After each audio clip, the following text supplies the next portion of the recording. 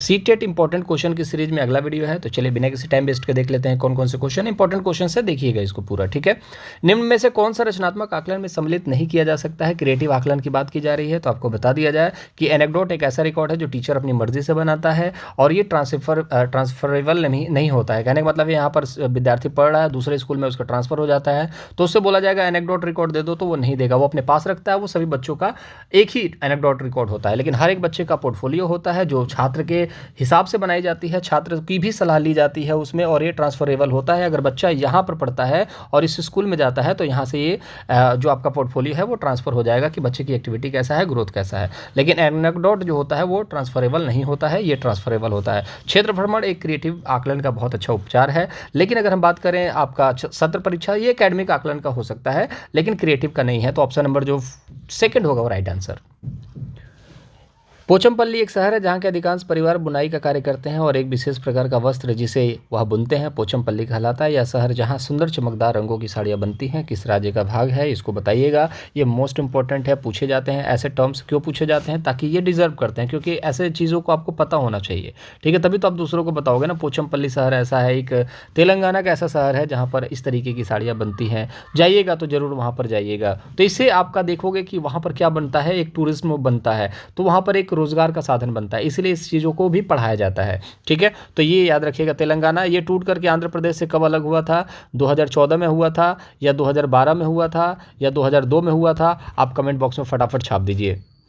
Next question है, पृथ्वी globe जैसी गोल है, नीचे दिए गए किस देश के व्यक्ति पृथ्वी पर हमारे सापेक्ष उल्टे खड़े हैं। कहने का मतलब है मैं यहाँ पर खड़ा हूँ और मेरे ही बिल्कुल उल्टा एक ऐसा देश है जहाँ पर लोग खड़े हुए हैं, वो कौन सा ऐसा देश है, तो वो है अर्जेंटीना। मोस्ट इंपॉर्टेंट, बार बार पूछा जाता है, ये सवाल इंपॉर्टेंट है। अगला सवाल, एक कथन है कि एक बच्चा 11 महीने में चलना सीखता है, दूसरा बच्चा 15 महीने में चलना सीखता है। तर्क ये है कि व्यक्तियों में विकास की दर भिन्न भिन्न होती है। बिल्कुल फैक्ट वाली बात है, विकास की दर जो होती है भिन्न भिन्न होती है। कोई बच्चा 11 महीने चलना सीखता है, बोलना सीखता है, कोई 15 महीने में चलना बोलना सीखता है, कोई तो 2 साल में चलना बोलना सीखेगा। तो इसमें दोनों ऑप्शन जो है, दोनों जो कथन और तर्क हैं दोनों सही हैं। तो यहाँ पर ऑप्शन नंबर फर्स्ट जो होगा सही आंसर होगा, क्योंकि दूसरा जो है पहले की व्याख्या भी करता है, क्योंकि विकास की दर भिन्न भिन्न होती है इसलिए इन दोनों में भिन्न भिन्न दिख रहा है, तो दोनों ऑप्शन सही है और व्याख्या भी कर रहे हैं। अगला क्वेश्चन, विकास निम्न में से किस पर निर्भर है, आनुवांशिकी बनावट, भौतिक वातावरण, सामाजिक सांस्कृतिक। तो आपको पता होना चाहिए विकास के लिए तीनों इंपॉर्टेंट हैं दोस्त, ठीक है, हेरेडिटी, वातावरण और संस्कृति। मतलब कहने का है कि आपका यहाँ पर देखिए हेरेडिटी इंपॉर्टेंट है, आनुवांशिकता इनटू इन्वायरमेंट इंपॉर्टेंट है, लेकिन अगर आपको सामाजिक कल्चर अच्छा नहीं मिलेगा, नैतिकता नहीं मिलेगा, तो कैसे चलेगा। तो देखिए यहाँ पर आनुवांशिकी के बारे में सबसे ज़्यादा पियाजे ने जोड़ दिया था, ठीक है, और भौतिक वातावरण के बारे में यहाँ पर बाइगोत्स्की ने बताया था, और यहाँ पर कोहलबर्ग ने बताया था आपके नैतिकता के बारे में। देखिए सामाजिक और सांस्कृतिक के बारे में बाइगोत्स्की ने बताया था इस चीज़ को लेकर के, लेकिन वातावरण के बारे में, लेकिन अगर मैं नैतिकता की बात करूं उस समाज में नैतिक चीज़ों के बारे में, तो वो कहाँ पर डिपेंड करता है, वो कोहलबर्ग से रिलेटेड है। तो सामाजिक वातावरण संस्कृति जो है ये बाइगोत्स्की से रिलेटेड है, लेकिन नैतिकता किससे संबंधित है, वो है आपके कोहलबर्ग से। तो ये सभी चीज़ें इंपॉर्टेंट है एक विकास के लिए। आप बहुत अच्छा विकास कर लेते हो लेकिन नैतिकता नहीं है तो आपका विकास किसी काम का नहीं है। तो तीनों इंपॉर्टेंट है, option number first, second, third right answer. एक और सवाल देखेंगे, एक 5 वर्ष की बच्ची यह तर्क करने में विफल रहती है कि जब पानी को एक लंबे ठीक है और पतले, संकीर्ण मतलब पतले नैरो गिलास में एक चौड़े बर्तन में स्थानांतरण किया जाता है, मैंने आपको पहले भी कराया है क्वेश्चन, किया जाता है, तो पानी की मात्रा समान रहती है पियाजे के अनुसार। उसको ये लगता है कि यहाँ पर देखिए, उसको ये लगता है कि ये जो पानी है इसको जब हम इसमें भरेंगे तो वो पानी तो यहाँ तक रहेगा, तो बच्चे को लगता है कि इसमें पानी ज़्यादा है इसमें पानी कम है। ये क्यों होता है, तो ये जो होता है ये याद रखिएगा, ये वो होता है, यह प्रतिवर्ती सोच नहीं रखती है। कहने का मतलब कि इरिवर्सिबिलिटी सोच जो है, रिवर्सिबिलिटी सोच उसके पास नहीं है, इरिवर्सिबिलिटी सोच है। कहने का मतलब है ए से लेकर के जेड तक वो बोल देगी, लेकिन जेड से लेकर के ए पूछा जाएगा तो वो नहीं बता पाएगी। जैसे उसका नाम मान के चलो, उसका नाम है क्या नाम बताया जा सकता है, मान लो किसी का नाम अजय है, अब उसे बोला जाएगा कि अजय तुम्हारा नाम है AJAY, अब उल्टा नाम बोल के दिखाओ, तो JAYAJA, ये नहीं बोल पाएगी, इसी को बोला जाता है प्रतिवर्ती सोच नहीं रखना, ठीक है, ये राइट आंसर होगा। ये मोस्ट इंपॉर्टेंट बार बार पूछा जाता है। और पियाजे की जो अवस्थाएं हैं 0 से 2 वर्ष तक की अवस्थाएं हैं, इंद्रियगामक, 2 से लेकर के 7, जो कि आपको देखोगे यहाँ पर पूर्व संक्रियात्मक, 7 से 11 मूर्त संक्रियात्मक जिसमें चीज़ें देख करके चीज़ों को सीखता है, और 11 से 15 जिसमें चीज़ों को नहीं देखता है तो भी उस चीज़ के बारे में लॉजिक लगाने लगता है। ठीक है, तो ये 4 स्टेजेस हैं। अगला प्रश्न यहाँ पर, समूहों में चर्चा करना सकारात्मक शिक्षक छात्र संबंध किस कक्षा की विशेषता है? तो यहाँ पर आप देखेंगे तो जब कक्षा में चर्चा होगी तो क्या होगा, प्रगतिशील एक माहौल बनेगा, बच्चा एक दूसरे से सीखेगा, तो ये माहौल अच्छा है। तो शिक्षक छात्र जो संबंध होगा उसमें चर्चा होना एक पॉजिटिविटी साइन है। वो किसका है? वो है प्रगतिशील कक्ष का। पाठ्य पुस्तक केंद्रित शिक्षा गलत होती है, व्यवहारवादी शिक्षा कोई मतलब नहीं बनता, और शिक्षक केंद्रित शिक्षा तो ऐसे ही गलत होती है। तो option number first right answer. बाल केंद्रित कक्ष में विद्यार्थी जो है अपने स्वयं के सीखने में ज़्यादा भूमिका नहीं रखते हैं, ज्ञान के सक्रिय निर्माता है, कोरी पट्टी के रूप में देखे जाते हैं, निष्क्रिय। तो जहाँ पर भी निष्क्रिय दिखा वो गलत हो गया, कोरी पट्टी दिखा वो गलत हो गया। अपने स्वयं के सीखने में ज़्यादा भूमिका नहीं रखते हैं, गलत बात है। स्वयं के सीखने में ज़्यादा भूमिका रखते हैं वो इंपॉर्टेंट है। ज्ञान के सक्रिय निर्माता होते हैं, ये भी सही बात है। ठीक है, तो बच्चों का देखिए, मैं बार बार कहता हूँ 0 से लेकर के 5 वर्ष तक के लिए वॉटसन ने बोला था कि बच्चे जो हैं वो कोरी स्लेट है 5 साल तक के बच्चों को। लेकिन जब बच्चा प्राइमरी में जाता है 5 साल से ऊपर का बच्चा जाता है तो वाटसन क्या कहता है, तुम मुझे 5 साल तक का बच्चा दे दो, मैं उसको जो चाहो मैं वो बना सकता हूँ, डॉक्टर इंजीनियर चोर जो चाहो मैं बना सकता हूँ। लेकिन जब 5 साल के बाद बच्चे को दोगे तब तक तो वाटसन बना चुके होंगे उसको। तो ये मत सोचा करो जो बच्चे प्राइमरी स्कूल में आते हैं कोरी स्लेट है वो सारी चीज़ें जानते हैं। ठीक है, बस वो चीज़ नहीं जानते हैं जो किताबी चीज़ें हैं, जो हाई लेवल की चीज़ें हैं जो आप सिखाने वाले हो उनको। वाइगोत्स्की के अनुसार इनमें से कौन सा कारक संज्ञानात्मक विकास में महत्वपूर्ण भूमिका निभाता है? तो संज्ञानात्मक विकास में कौन सी महत्वपूर्ण भूमिका निभाएगा? वो है भाषा। लेकिन अगर यहीं पर पूछ दे पियाजे के हिसाब से संज्ञानात्मक विकास में महत्वपूर्ण भूमिका क्या निभाता है, तो वो होता है परिपक्वता। इस चीज़ को याद रखिएगा आप लोग। ठीक है, पियाजे हमेशा परिपक्वता पर, मैचुरेशन पर बात करते हैं, और भाषा पर बात करते हैं वाइगोत्स्की। ठीक है, ये कहते हैं कि जो भाषा होती है वो वातावरण से सीखी जाती है। ठीक है, और पियाजे कहते हैं कि जो भाषा होती है वो एक समय के साथ अपने आप आ जाती है। ठीक है, चलिए वाइगोत्स्की से एक और सवाल। लेव वाइगोत्स्की के सिद्धांत के अनुसार हमारी संज्ञानात्मक संरचनाओं की बनावट और हमारी संज्ञानात्मक प्रक्रिया में बदलाव किसके द्वारा होता है? तो इनाम के द्वारा नहीं होता है। इनाम से कहीं संबंध नहीं है वाइगोत्स्की का। इनाम से अगर संबंध किसी का है तो वो है स्किनर का, और थोड़ा बहुत है तो आपके कोहलबर्ग का, जो बोलते हैं दंड और पुरस्कार से बच्चे सीखते हैं। दूसरा, सांस्कृतिक सामाजिक के बारे में वाइगोत्स्की बात करते हैं। स्कीमा जो है पियाजे से रिलेटेड है, जो चीज़ें हम जानते हैं उस चीज़ को स्कीमा कहा जाता है। संज्ञानात्मक के बारे में किसने बात करी? पियाजे ने। तो ऑप्शन नंबर सेकंड जो है राइट आंसर। देखो टैग वर्ड करा होगा तो बिल्कुल आसान है। पियाजे, वाइगोत्स्की और कोहलबर्ग की वीडियो एक सेपरेट आ जाएगी, तो उस चीज़ के बारे में भी हम बात कर लेंगे। चलिए एनईपी से एक सवाल है कि एनईपी 2020 में पर्यावरण अध्ययन में अनुभवात्मक सीखने में वृद्धि के लिए शिक्षण शास्त्रीय अभ्यासों का चुनाव कीजिए। तो पर्यावरण अध्ययन को, ईवीएस को जब हम पढ़ना चाहते हैं तो उसमें हमारे अनुभव कैसे होने चाहिए, उसके अनुभव में वृद्धि को लेकर के हमें ऐसे क्या चीज़ें करनी चाहिए कि हमारा जो अनुभव है वो बढ़े, हमें सीखने में इंटरेस्ट आए, ये सवाल पूछ रहा है। ठीक है, तो पर्यावरण अध्ययन की चुनिंदा अवधारणाओं पर ध्यान केंद्रित करना, तो ये गलत हो जाएगा। चुनिंदा चीज़ें जहाँ पर देखने को मिलेगा कि सिर्फ यही चीज़ करना है, ये चीज़ नहीं करना है। चलो फटाफट चलो, जैसे कि मान के चलो आप चिड़ियाघर ले जाते हो, बोलते हो नहीं शेर वाले के पास नहीं जाना है, शेर खा जाएगा तुम्हें। तुम सिर्फ और सिर्फ मोर देखो, तुम सारस देखो, ठीक है, तुम ये बुलडॉग देखो, इतना ही देखना है। बाकी तुम हिरन ना देखो, शेर ना देखो, हाथी ना देखो, ये सारी चीज़ें, चुनिंदा अवधारणाओं पर ध्यान नहीं देना है। सभी चीज़ें दिखानी है बच्चों को, और कला को ऐड करना है। अगर पर्यावरण अध्ययन में कला ऐड नहीं करोगे, जैसे मान के चलो आप किताब देख लो पर्यावरण अध्ययन की, उसमें आपको देखोगे आर्ट देखने को मिलेगा। जैसे शेर के बारे में पढ़ाएगा तो शेर के तस्वीरों को दिखाएगा, तो वो ऐड करना ज़रूरी है। और जब भी पर्यावरण अध्ययन में चीज़ों को सिखाया जाता है, आप छोटे छोटे बच्चों को देखोगे जब वो कार्टून देखते हैं तो क्या देखते हैं? कार्टून में सीखते हैं किस चीज़ के माध्यम से? कहानी के माध्यम से।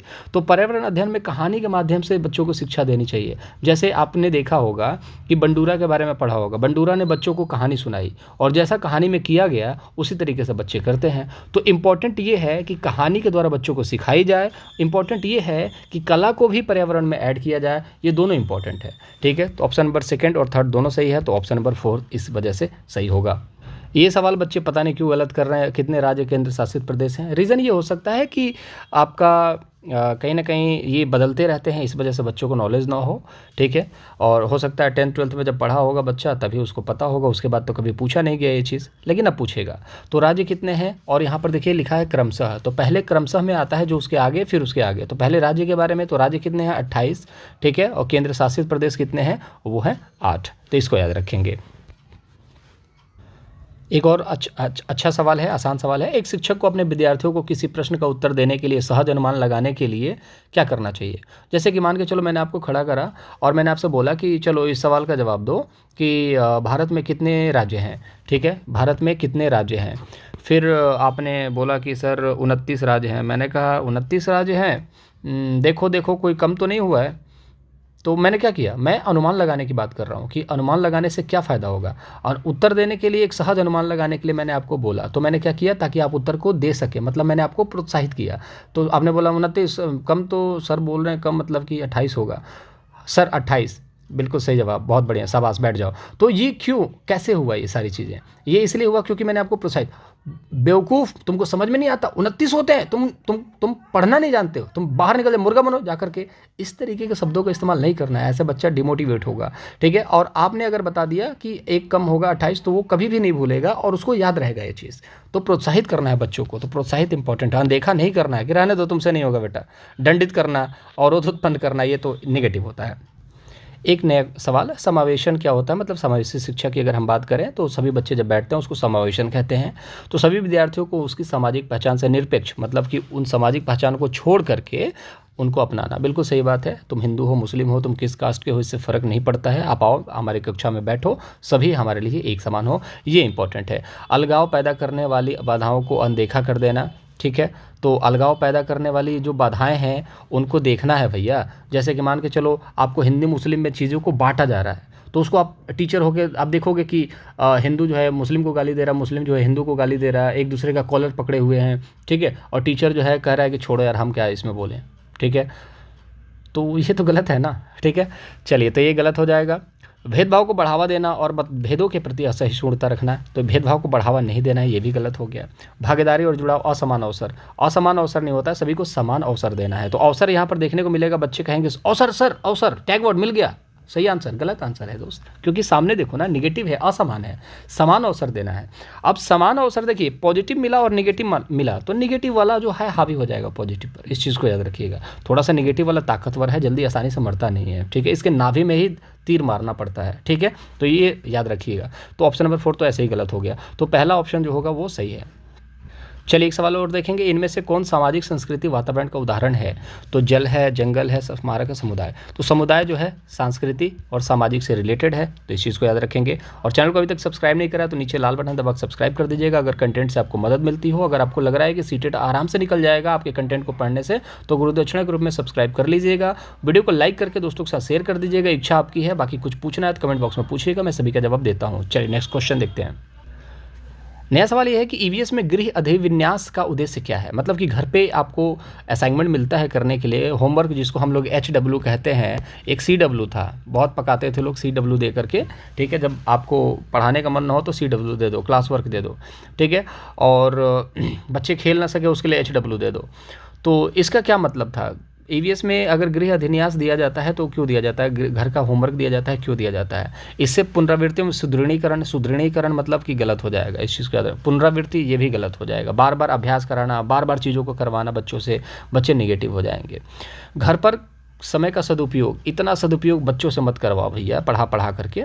विद्यालय में सीखी संकल्पनाओं में दक्षता, सीखी संकल्पनाओं जो कॉन्सेप्ट है, कॉन्सेप्ट संकल्पनाएं जो पॉजिटिव है, लेकिन विद्यालय में सीखी गई संकल्पनाओं में दक्षता की बात कर दी गई, दक्षता निगेटिव। जब एक निगेटिव हो गया तो दूसरा भी आपको अपने आप निगेटिव मान लेना है, ठीक है। तो सीखने का विस्तार, बिल्कुल सिंपल सी बात है, आपको सीखने के विस्तार के लिए यहाँ पर चीज़ों को दी जाती है ताकि आपका विस्तार जो है वो सीखने का बढ़ता रहे, ठीक है, इसलिए दिया जाता है। जैसे मान के चलिए मैंने बोला कि 28 राज्य होते होते हैं और 8 केंद्र शासित प्रदेश होते हैं। घर पे जाकर के देखना कि कौन से राज्य कम हुए हैं, कौन से राज्य जुड़े हुए हैं। अब घर पर जाकर के आप इस चीज़ को सर्च करते हो और आपको देखने को मिलता है कि जम्मू कश्मीर पहले राज्य था, उसको तोड़ करके और क्या बना दिया गया है, केंद्र शासित प्रदेश बना दिया गया है। ठीक है, और जो आपको पाकिस्तान बोलता था कि कश्मीर में अटैक हो रहे हैं, कश्मीर में अटैक हो रहे हैं, कश्मीर में अटैक हो रहे हैं, तो कश्मीर का जो हिस्सा है वो कहाँ चला गया, लद्दाख में चला गया है। तो दिक्कत वही है, इन सभी चीज़ों को समझना है आपको। ठीक है, अब जहाँ पर भी अटैक होते हैं, अब पाकिस्तान बोलेगा कि लद्दाख में अटैक हो रहा है, लद्दाख में अटैक हो रहा है, तो बहुत सारी चीज़ें हैं, वो आपको मैं थोड़ा सा कॉन्सेप्ट बताऊंगा मैपिंग का, तो मैं बताऊंगा।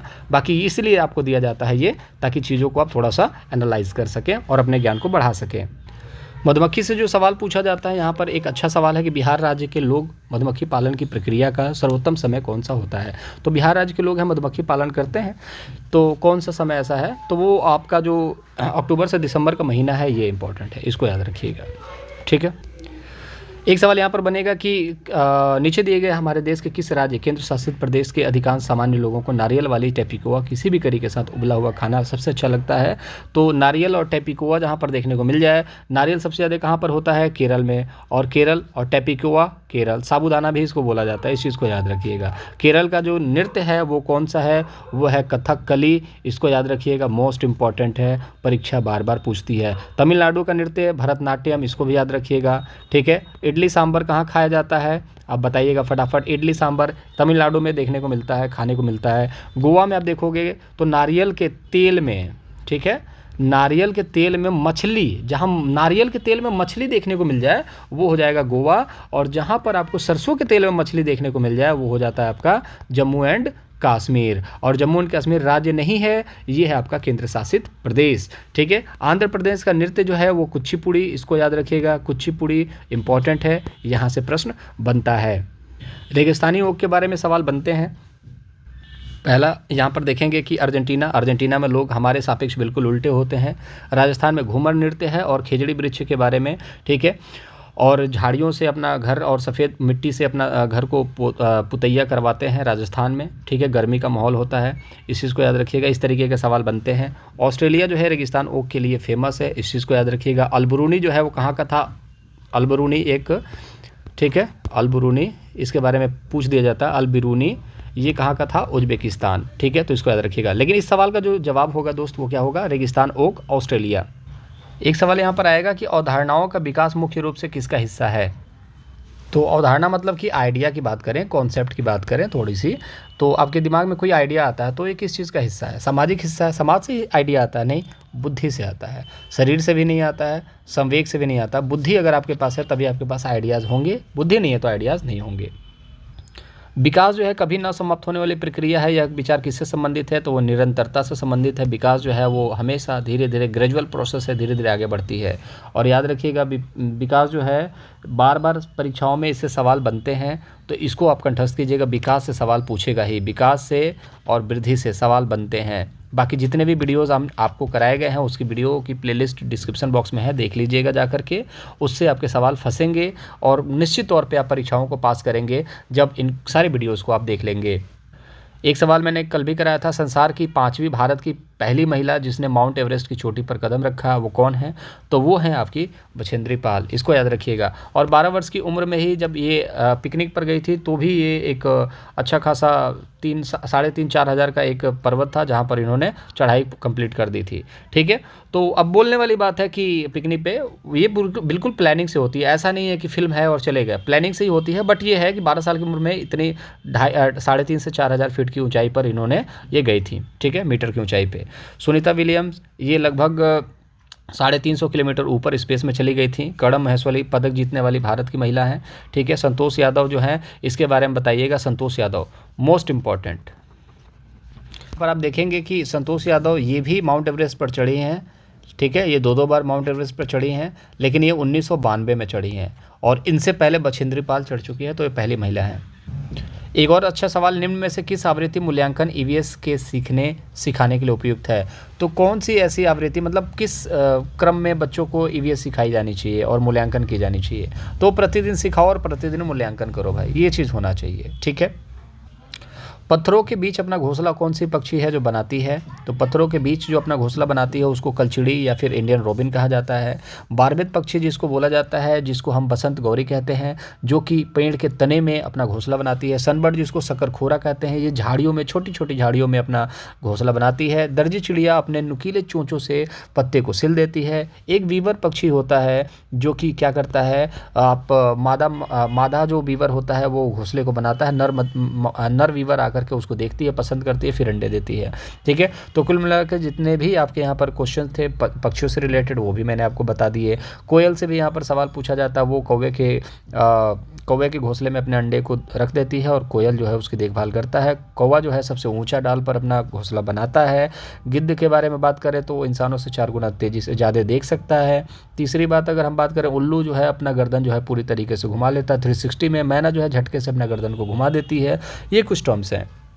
ईवीएस के थीम से यहाँ पर सवाल बनते हैं। प्राथमिक स्तर पर ईवीएस के पाठ्यक्रम में निम्न में से किस थीम में उप थीम शामिल है? तो परिवार और मित्र, जल, काम और खेल, भोजन। ठीक है, तो ये सारी चीज़ें हैं। अब इसमें से पूछा जा रहा है कि प्राथमिक स्तर में उप थीम कौन सा है, तो उप थीम बताएंगे इसमें। तो किस में उप थीम है? तो याद, परिवार और मित्र में उप थीम है। और उप थीम है क्या चीज़? वो काम और खेल।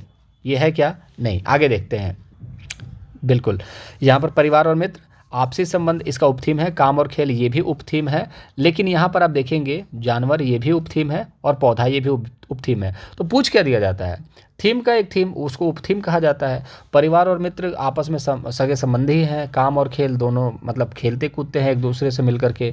जानवर पालते हैं, पौधे रखते हैं, बस यही चीज़ है। ठीक है, बाकी थीम कौन कौन से हैं? 6 थीम है। परिवार और मित्र है, भोजन करोगे तो पानी चाहिए और घर पे रहने के लिए आवास चाहिए। यात्रा करने जाते हैं, क्यों? क्योंकि हम कुछ बनाते हैं। तो ये सारी चीज़ें हैं, इसको देख लीजिएगा। परीक्षाओं में खुले तौर पे 1 प्रश्न से 2 प्रश्न बनेंगे आपके। नेक्स्ट सवाल है, ईवीएस सीखने के लिए वास्तविक चुनौती क्या है? परिभाषाएं और जानकारी, रटकर सीखना, अवधारणाओं का विवरण, विद्यार्थियों के लिए खुद को व्यक्त करने का अवसर। तो अवसर जो है खुद को व्यक्त करना, ये इंपॉर्टेंट है। परिभाषाएं और जानकारियां ही रह जाएंगी, रटकर सीखा नहीं जा सकता। कॉन्सेप्ट, आपके जो आइडियाज़ हैं उसका विवरण। अगर मान के चलो कि बच्चा उस चीज़ को बार बार बता देता है, डिस्क्राइब कर देता अपने आइडियाज़ को, इससे क्या मतलब है? बच्चे को सीखना चाहिए। यहाँ पर सीखने की बात कर रही है, सिखाने की बात नहीं हो रही है। ईवीएस सीखने का सबसे अच्छा संसाधन क्या हो सकता है? तो सबको पता होना चाहिए, क्षेत्र भ्रमण जो है वो सबसे इंपॉर्टेंट है। रेडियो से ईवीएस नहीं सीखोगे, ना ही विकिपीडिया से, ना ही विश्वकोश से, और क्षेत्र भ्रमण जो है इंपॉर्टेंट है।